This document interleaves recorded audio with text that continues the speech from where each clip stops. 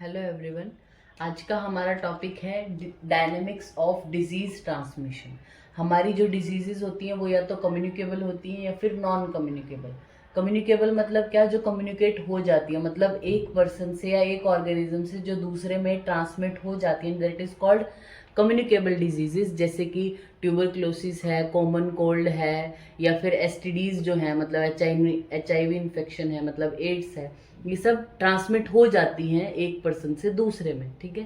तो ये कम्युनिकेबल है। नॉन कम्युनिकेबल जो दूसरे में ट्रांसमिट नहीं होती हैं, ऐसे जैसे कार्सिनोमा हो गया, या फिर रुमेटॉइड अर्थराइटिस है, या फिर मायोकार्डियल इन्फेक्शन है। वो एक को हो गया और अगर आप उसके पास बैठे हो या आप उसका झूठा खा लिया, आपका सलाइवा एक्सचेंज हुआ या फिर कोई भी और मटेरियल, तो इससे वो दूसरे में नहीं चला जाएगा, ठीक है। वो नॉन कम्युनिकेबल है। तो जो कम्युनिकेट होती हैं डिजीजेज, मतलब कम्युनिकेबल डिजीजेज हैं, उनमें ट्रांसमिट होने के लिए कुछ चेन आपको चाहिए, कुछ लिंक आपको चाहिए होता है ट्रांसमिशन का। That is called dynamics of disease transmission. तो उसके लिए जो चेन है उसमें हमारे 3 लिंक है mainly. First is called source, और वी कैन से उसको दूसरा नाम क्या है, रेजर्वॉयर। रेजर्वॉयर यानी सोर्स और रेजर्वॉयर, जो इन्फेक्शन है वो कहाँ तक लेके जाना है उसको, ससेप्टेबल होस्ट तक। लेकिन ये ले जाने के लिए, ये इन्फेक्शन यहाँ से पहुंचाने के लिए ट्रांसमिशन की जरूरत होती है। That is called mode of transmission. तो ये जो तीनों लिंक है, मतलब सोर्स का होना या रिजर्वायर का होना, मोड ऑफ ट्रांसमिशन चाहिए और उसको ससेप्टेबल होस्ट तक पहुंचाना है। ये जो 3 आपकी मेन चीजें हो गई, that is called dynamics of disease transmission. First, second and third. इस वीडियो में हम डिस्कस करेंगे यहाँ पे सोर्स और रिजर्वायर के बारे में, ठीक है। सोर्स क्या होता है हमारा, ऐसा कोई भी ऑर्गेनिज्म, मतलब हम लिविंग की बात करें, मतलब ऐसा कोई भी पर्सन, एनिमल, ऑब्जेक्ट या सब्सटेंस जिसमें इन्फेक्शियस एजेंट, जो इन्फेक्शियस एजेंट को पास करता है, मतलब होस्ट तक लेके जाता है, वो होता है उसका सोर्स। रिजर्वॉयर क्या होता है, रिजर्वॉयर ऐसा कोई भी पर्सन, एनिमल, प्लांट, सॉइल या कोई भी सब्सटेंस जो इन्फेक्शियस एजेंट को क्या करेगा, जिसमें इन्फेक्शियस एजेंट रहता है और मल्टीप्लाई करता है, ठीक है। सोर्स और रिजर्वॉयर कई केसेस में एक भी हो सकते हैं और अलग भी हो सकते हैं, ठीक है। इसको हम एग्जांपल से समझेंगे।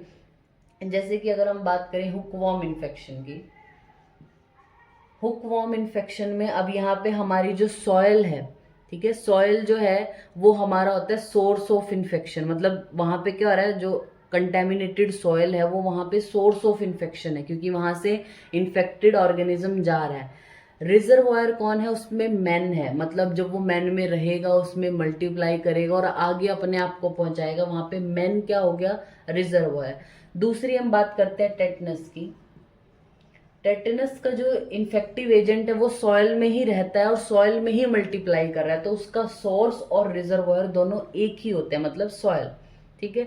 अब दूसरा हम बात करते हैं टाइफाइड फीवर की।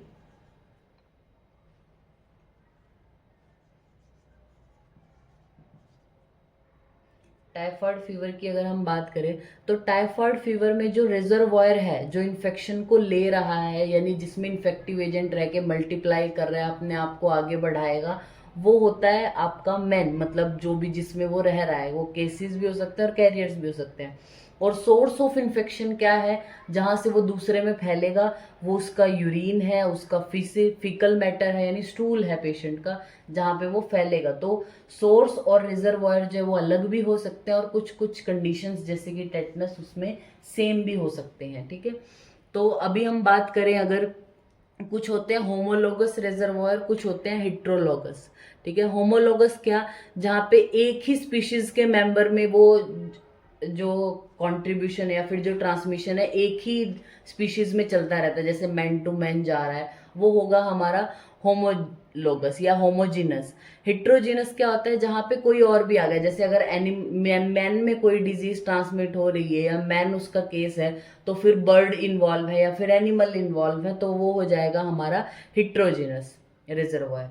और रिजर्वायर या सोर्स ऑफ इन्फेक्शन के टाइप क्या होते हैं, human reservoir, animal reservoir, and third is non living things. जिसमें आपका इन्फेक्टिव एजेंट या सोर्स ऑफ इन्फेक्शन मतलब इन्फेक्टिव एजेंट सॉरी रहेगा, वो 3 तरीके का होगा, या तो ह्यूमन या एनिमल या फिर नॉन लिविंग चीज होगी कोई। तो हम सबसे पहले डिस्कस करते हैं जो हमारा ह्यूमन रिजर्वायर है। ह्यूमन रिजर्वायर की अगर हम बात करें, मतलब ये most important source of reservoir है या इन्फेक्शन है। ह्यूमन खुद के लिए भी इन्फेक्टिव होता है। तो इसको हम डिवाइड करते हैं 3 पार्ट्स में। First is cases, second is sorry 2 part में पहले डिवाइड करेंगे, केसेस एंड द कैरियर्स। अब केसेस हमारे जो हैं वो 3 तरीके के हो सकते हैं, क्लिनिकल, सब clinical and third is latent. Carriers को हम बाद में पढ़ेंगे। केसेस क्या होते हैं, मतलब ये वो पॉपुलेशन है जो डिजायर्ड ग्रुप ऑफ स्टडी जो आपने लिया है, पॉपुलेशन लिया है, उसमें वो पर्टिकुलर डिजीज ऑलरेडी प्रेजेंट है, that is called the cases. जिसमें बीमारी हो चुकी है वो होंगे केसेस। केसेस क्लिनिकल केसेस भी हो सकते हैं, सब क्लिनिकल भी और लेटेंट भी। क्लिनिकल का मतलब क्या, जिसमें पूरी की पूरी क्लिनिकल जो इलनेस है वो प्रेजेंट है, चाहे वो माइल्ड स्टेज में हो, मॉडरेट स्टेज में हो या फिर सीवियर कंडीशन में हो। यानी इसमें सारे साइन एंड सिम्टम प्रेजेंट होंगे डिजीज के। जैसे हम टीबी की अगर बात करें तो टीबी का क्लिनिकल केस किसको बोला जाएगा, जिसमें सारे सिम्टम प्रेजेंट है, उसको कफिंग भी है, हिमोटिसिस हो रहा है, नाइट स्वेट है, फीवर आ रहा है, वो क्लिनिकल केस होगा। सब क्लिनिकल क्या होता है, जिसमें इसको हम इन एपरेंट, कोवर्ट या मिस्ड या अबॉर्टिव केसेस भी बोलते हैं, मतलब जिनको आप मिस कर देते हो, जिनको आप पहचान नहीं पा रहे हो, क्लिनिकल से थोड़े कम है, यानी उसमें साइन एंड सिम्टम प्रेजेंट नहीं होते, उसमें वो बैक्टीरिया वायरस जो भी इन्फेक्टिव एजेंट है वो ऑलरेडी उसकी बॉडी में रह रहा होता है, लेकिन उसमें जो क्लिनिकल साइन एंड सिम्टम है वो प्रेजेंट नहीं होते, that is called sub clinical condition. ये ज़्यादा जो है वो ज़्यादा डेंजरस होते हैं as compare to the clinical case, क्योंकि क्लिनिकल केस तो आपके नोटिस में आ जाता है, आप साइन एंड सिम्टम देखते हो, उसको पहचान लेते हो, उसको कंट्रोल करने की कोशिश करते हो। लेकिन सब क्लिनिकल को आप बिना साइन एंड सिम्टम के, मतलब साइन एंड सिम्टम प्रेजेंट ही नहीं है तो पहचान नहीं पाते, मिस हो जाते हैं आपसे।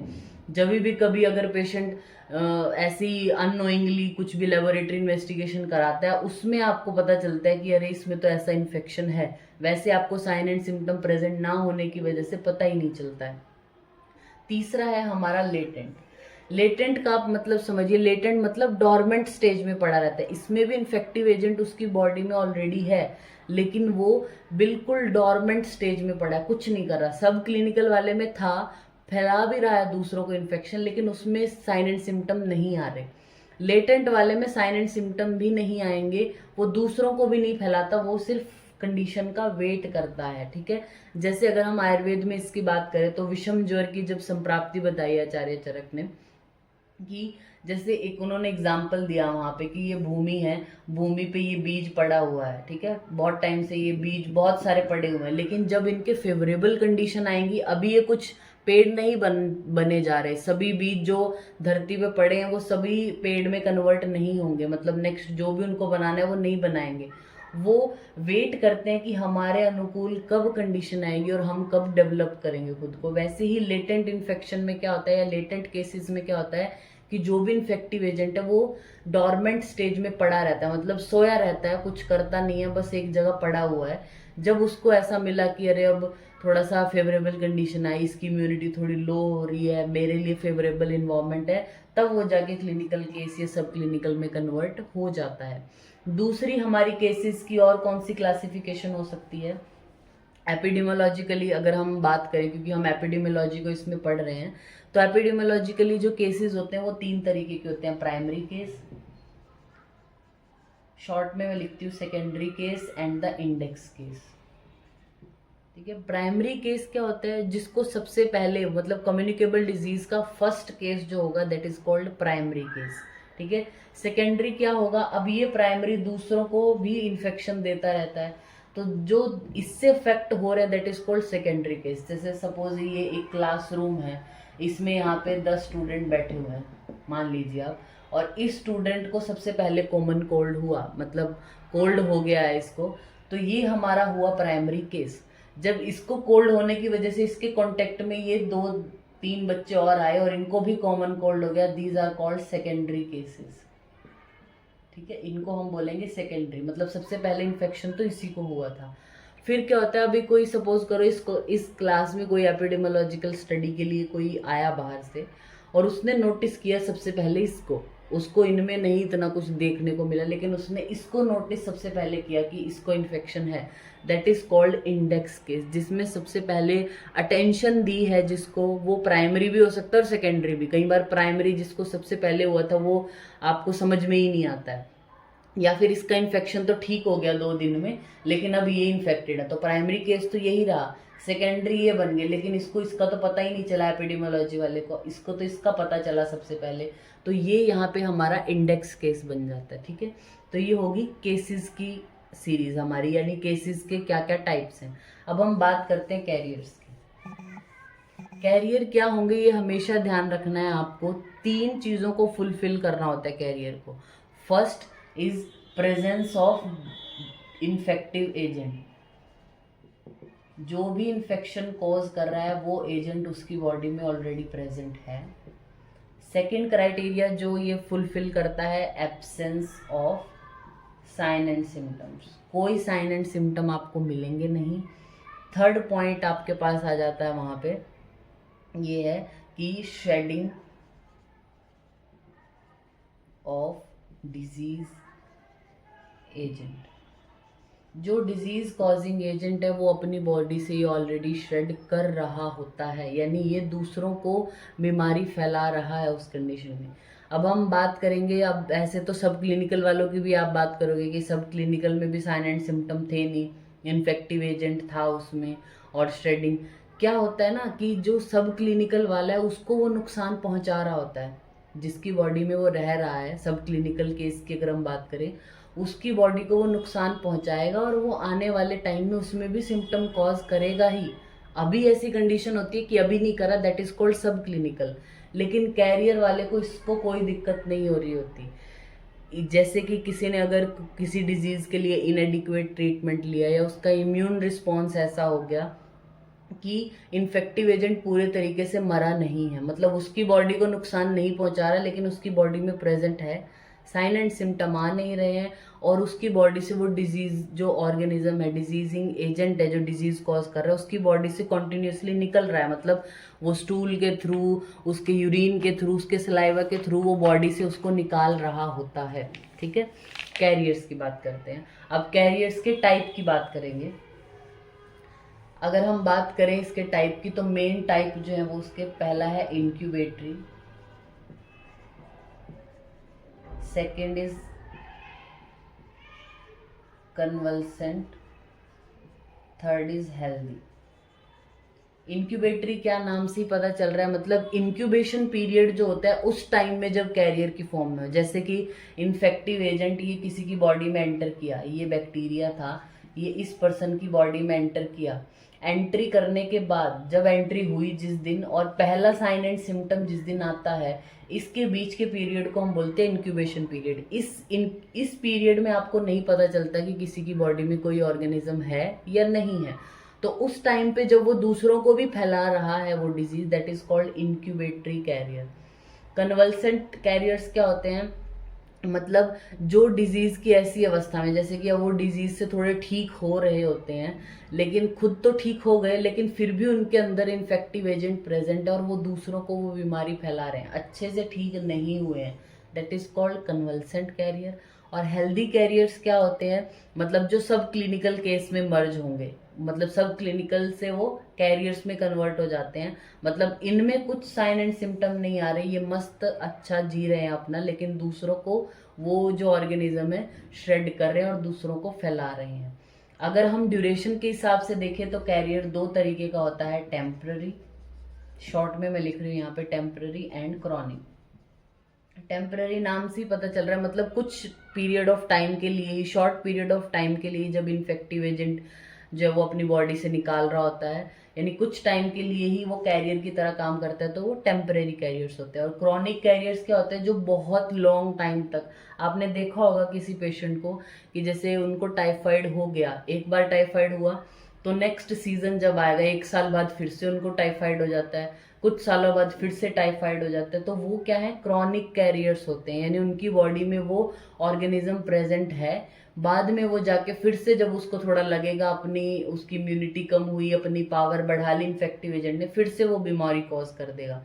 तो क्रॉनिक कैरियर्स के जो है वो ये एग्जाम्पल जो हमने बताया आपको, जैसे क्रॉनिक कैरियर में हमारा आ सकता है हेपेटाइटिस बी वाला, टाइफॉइड वाला या मलेरिया वाला, वो क्रॉनिक कैरियर्स हैं। देन आता है कैरियर्स की types on the basis of portal of exit, मतलब बॉडी से जो ऑर्गेनिज्म है वो कैसे निकल रहा है उसके आधार पे कुछ जो कैरियर्स के टाइप क्या हो सकते हैं। जैसे कुछ होते हैं जो इंटेस्टाइनल कैरियर्स होते हैं, मतलब इंटेस्टाइन का जो स्क्रीशन है यानी स्टूल के थ्रू जो निकल रहे हैं। दूसरे आपके यूरिनरी कैरियर्स होते हैं जो यूरिन के थ्रू निकल रहे हैं। या फिर हमारे जो है वो रेस्पिरेटरी कैरियर्स हो सकते हैं, नेजल कैरियर्स हो सकते हैं, यानी जिस पोर्टल से वो निकल रहे हैं उसके हिसाब से भी उनका नाम दिया जाता है। तो ये हो गए हमारे ह्यूमन रिजर्वॉयर। अब हम बात करते हैं एनिमल रिजर्वॉयर की। एनिमल रिजर्वॉयर क्या हुआ, मतलब जहाँ पे सोर्स ऑफ इन्फेक्शन आपका एनिमल है, ठीक है। वो बीमारियां मतलब जो ह्यूमन है, ह्यूमन के अलावा जो भी वर्टिब्रेट्स हैं वो जो बीमारी फैलाते हैं दैट इज कॉल्ड जूनोसिस या फिर जूनोटिक डिजीजेज, आपने नाम सुना भी होगा। यानी ऐसी बीमारियां जो किसी और एनिमल से ह्यूमन में फैलती है that is called zoonotic diseases, जहाँ पे अदर एनिमल भी एक कारण हो सकते हैं। जैसे आपने सुना होगा बर्ड फ्लू होता है, ठीक है, जैसे येलो फीवर है, इन्फ्लुएंजा है, रेबीज है, ये सारे क्या हैं जिसमें और ऑर्गेनिज्म इन्वॉल्व हैं। बर्ड्स भी लगा लो चाहे एनिमल, मतलब कुछ बीमारियां होती हैं जो पिग्स से होंगी, डक से होती हैं, पिजन से होती हैं, ठीक है, वो सब किस में आएंगी, हमारी एनिमल रिजर्वॉयर में। फिर आता है reservoir in non living things.